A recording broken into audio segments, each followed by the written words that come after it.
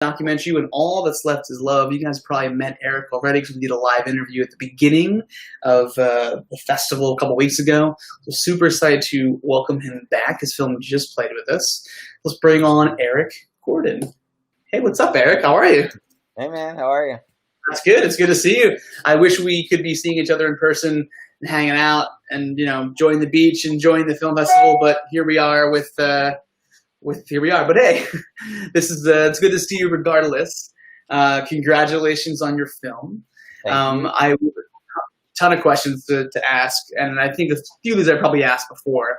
But the first thing I want to know is, right, you went through, you saw your dad getting pretty sick, but what inspired you to be like, all right, I need to start filming this? Like, what was something that's like clicked with you, or tell me more about what inspired you to tell this story? So, well, how I found out my dad had Alzheimer's as I was working, and my mom called me, and I don't know if I may be repeating myself, but No. and she called me and said my dad was lost, and I'm like, what do you mean my dad's lost? I was working at the time. So I ran home, and it took him a few hours. He finally got home.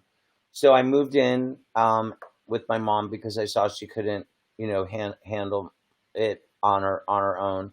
So I actually helped her for about 6, 7 years before I saw I felt something was happening. You could see that, excuse the Yeah. pun, you could see that something was happening intense. And so my dad started that program for when he went to the neurologist. They told us there's nothing we can do. It's done. And so we had lost hope. And we found Dr. Watson, and he runs experimental programs. And I asked him if I could film. So it started out as just like a program just to follow him through the year of the program, taking the experimental medications. And then it turned into something totally different. I was going to ask that. When you started filming, was the intent of this becoming a documentary long term, or did that come much later? No, just I was going to do a short. I figure I'll do a 10-minute short documentary about the program. I didn't. Wow. And it came out to be this like amazing hour-and-a-half documentary. Oh, that's incredible. From a filmmaker standpoint of view, was it difficult for you to not only film those things? It's a story that's really obviously close to home, being it's your dad. And what was the impact when you first watched it? Like I guess the first time you ever saw it on the big screens. I know we met down in Utah, or up in Utah. So what was the impact when you first saw it on the big screen, and what was it like for you emotionally to film that story? So filming it was different because, it's like you as we get old, you don't realize you're getting old. You start getting gray hair, and one comes, and then you have like 15. So. Right. So the situation I knew was bad, but a lot of the times, I just put the camera down. Of course, I, looked and made sure it was framed properly, but I just Yeah. let the camera roll. So I checked it to make sure it sounded good, and I had footage. So I was filming for 24 hours a day for a whole 8 months or whatever it was Oh, before my wow. dad died. And then I went right into Arlene's story, and I was filming the support group. So I really didn't watch the footage back for over a year. And when I Wow. first I watched one scene and I go, oh my God, I can't believe this. So like, as I was logging the footage, I kept going, what? I can't believe this is on a camera. Was this really happening and folding in front of me? And I was like, oh my God. And then I got really heartbroken, especially that scene in the cruise with my mom. And Yeah. then I had a really hard time. I think it took me a year. I was still filming Arlene and her family and following her story. So I just put it away for about a year because I couldn't even look at it. Mm. Um, Watching it on the big screen, I mean, we edited. I think I told you we had over 200 amazing hours of That's amazing footage, and I figured you can't keep people. It's very intense footage, so I figured it was very difficult for me because I wanted the whole thing. I could have a 2.5 hour movie, but because it was so heavy, it's like a roller coaster ride. At some point, you got to stop. So right. that's why had to cut out a lot of scenes that I just felt it was just too much. And Yeah. then we edited. I think I logged the footage and watched the footage back. So it took us, I mean, I must have spent thousands of hours, and then we spent 900 editing hours in an editing suite. So Whew. going back and forth, I had editors living here for 3 weeks, I had 3 editors through the whole project, 4 Oh, actually. I had a finishing editor, so it was four editors. And then so watching it on the big screen, I had a big premiere, so I had 2 theaters going, so I really didn't even get a chance to watch it all the way through. And the DCP came flown in. There was a hurricane in North Carolina, and my DCP guy had it, and he was like, "Get a problem in the theater," and I was like, "Wait, I need the film." So he got it on a plane right before the hurricane hit, and I ran into the theater. So as you know, oh, that's yeah. That's those as a film festival programmer. That is like my worst nightmare when a film doesn't play well. And we thankfully that's never happened. But this was definitely a little bit of a mystery this year. We're like, please play okay, please. And so far it's been great. So, but I you know guys that. are doing awesome. Thank you, thank you. It's definitely different. And but I mean, now that we got a groove, we figured out how this works. But yeah, but thank you for that. So what like when you cut all this footage together? Did your mom has your mom seen this film? I'm assuming Yeah, she has. yeah, so my mom's in the other room. Actually, I was gonna bring her in, but Oh she yeah. she has so she watched saw the film at the premiere, and I think she's seen it once or twice after. And I give her credit for sitting through it because Yeah. I mean, imagine watching your whole life in an hour and 13 minutes, you know? Yeah. I mean, that must be surreal for somebody, I would think. She's been very brave, and she understands that, we're doing this for an important reason, to share our plight. So hopefully people, are more prepared and don't have to face the challenges that we faced. And also, we did a lot of it alone, and I think it's really important that people know you have to reach out. My mom's not the kind of person that goes to a support group, and so I really tell people, you need to open up and say, I can't do this alone, and don't do it alone. So, or you're just actually, I don't know the statistics, but it's pretty high. Caregivers get very sick before their loved one dies because they, stop going to the doctor for themselves. Everything just falls to the wayside. Oh man. So and right, you guys have done a whole bunch of film festivals. I mean, it's the list just keeps growing, and a whole bunch of awards. Which congratulations, that's an amazing accomplishment. Thanks. What I mean, was that the goal to get this film out to as many people who can see it as possible? Are you still like, what was your before you even like got into the post production? What was like your goal behind this film? So my goal was always to make an amazing film for the festival circuit. I've done it before with my last film, Rita Pig Boy and Me. I was a finalist for the Student Academy Awards with that film. So that was a short. And then I really realized that, I really wish at that time I had known, or I could share this with filmmakers if anybody's listening to this. If you do a short, I put 10 years into that. It was a 35 millimeter film with a big star. And Wow. looking back, I wish I would have made a feature because there's really not much you can do with a short, especially when you're putting that much into it. So, Right. but my whole goal all along was, I mean, I didn't know, but I was hoping, we get festival play. I've spent, I think we spent over $27,000 in submission fees. And Woo! I was told, Woo! because you really don't know who's going to take you or what's going to take you. I'm at a 25% acceptance rate, which is pretty incredible. So we Amazing. have about 80 more out there. We just sent another 20. Every 20 is like $800. It's Wow. unbelievably crazy, the cost. That's not including travel. So my Right. goal always has been get awards. I hope just to show at a festival. I'm Yeah. blessed that people are opening up to me.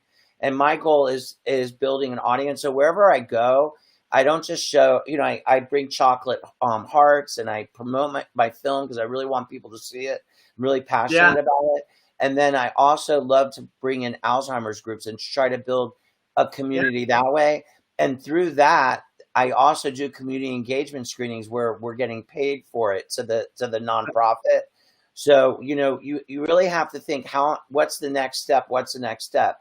And Yeah. then last thing, what's really interesting. So that's my plan. I never in the world imagined that I'd have this many awards and this many festivals. Thank God. And so, but the goal now is obviously I'm hoping for some type of distribution. And Yeah, then absolutely. I go educational, and that's where you can really charge money for nursing programs. Yeah, And sorry, I'm rambling on, but most importantly is doing these community engagement screenings where I bring all of the community leaders and all these resources. And it's been amazing, people coming up to me thanking me for making the film, but also having lectures after the film where they get resources and they can ask questions to these amazing doctors and medical nurses and amazing community engagement partners. And AARP, for example, is screening my film, and they bought a few screenings. The Alzheimer's Association in El Paso. So, did I lose you there?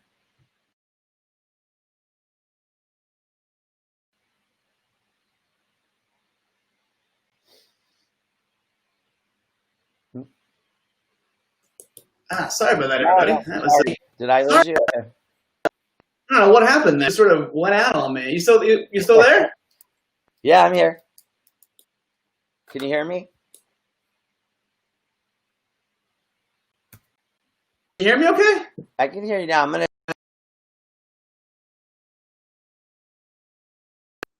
Oh no, having some.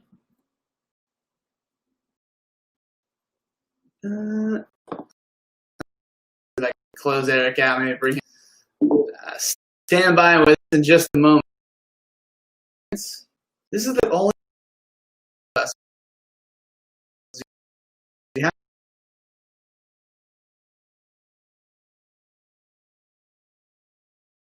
Right. I wonder if it's me actually. Eric, can you hear me? I can hear you now. We back? This actually might be on me, just because I think we just had a pretty gnarly rain.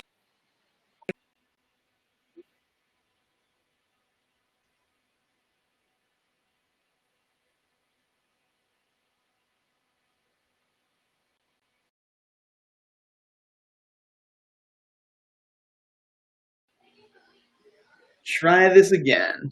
What's up, Eric? Eric, it might be me. Um, I moved my laptop. Maybe it was far away from my modem. I don't know.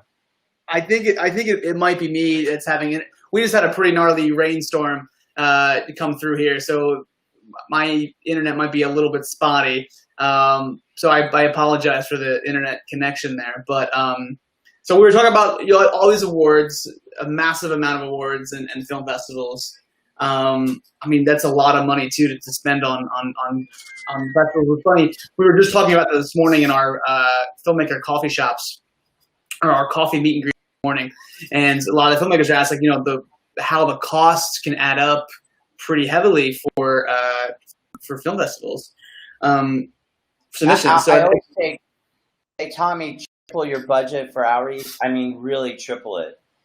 It adds up. Yeah. I mean, marketing materials, traveling, lunches, parties. You want to get people excited about your project. Save that money. You really need it. And I know a lot of filmmakers that get these grants. They spend it and then they never finish their film because they can't get the money to get it out there. So yeah. hundreds of thousands of dollars it takes. It just, yeah. But I mean, your acceptance rate is great. It's doing well. So what are you most proud about right now of your film? Right now, I'm so proud to be here with you guys. I thought you did an amazing job, and like I told you before, it's one person at a time. So whoever watched it, if you're watching this, thank you from the bottom of my heart, and I hope you give me some feedback. Vote, because there's an audience award. Yes. For those who haven't done that, if you have a ticket, repeat your ticket. There's a audience award, absolutely. So, like I said, getting distribution is really what I'm working on right now. Something, and then we still have festivals till 2021 August already. We have 80 we're waiting to hear back from. So we still have a big life in it. And then obviously the next goal is to get educational screenings. I see this I've been at a lot of medical conferences, but I see it at nursing programs, and that's where I'm going to take it. That's great. That's awesome. Well, Eric, you should be extremely proud of this. I know it probably wasn't easy, not only filming it, but watching it. I appreciate you being so vulnerable with an audience of people and sharing your story. But thank you so much for joining in, man. I hope soon we can hang out again in person. You Um, too. Thank you guys, the whole team, your judges, your executive director. You guys are doing an amazing job. Amazing. thank you. Thank you so much.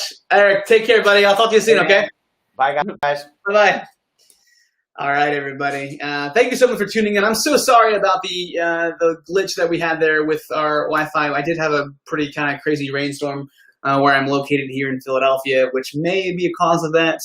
So I do apologize. Hopefully that's a one-time fluke. But guys, there's still plenty of film festival stuff left. We have all day tomorrow. The short films are happening right now. We have a Q&A after that with those filmmakers, which is going to be fantastic. Tomorrow we kick off at 3 o'clock with our short filmmaking workshop, or some of our fantastic short filmmakers, including Academy Award winner. And so yeah, so it's going to be quite fun. Guys, please stick around. Until then, I will see you guys